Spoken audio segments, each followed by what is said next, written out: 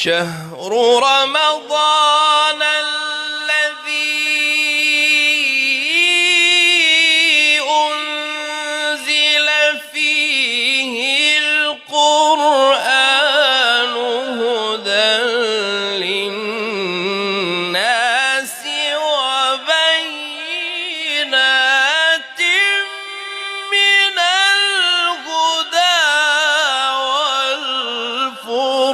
أعوذ بالله من الشيطان الرجيم. بسم الله الرحمن الرحيم. اللهم صل على محمد وآل محمد. اللهم زيني فيها بالستر والعفاف،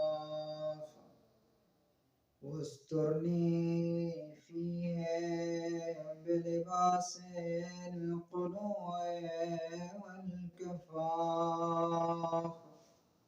واحملني فيها على العدل والإنصاف، وآمني فيها من كل ما أخاف، باسمتك يا عصمة الخائفين.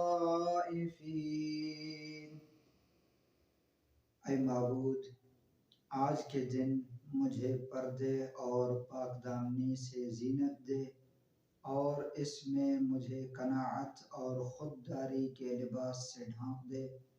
इसमें मुझे अदल और इंसाफ पर आमादा फरमा और इसमें मुझे अपनी पनाह के साथ साथ उन चीज़ों से अमन दे जिनसे डरता हूँ। ऐ डरने वालों की पनाह। अल्लाहुम्मा सल्ली अला मुहम्मद।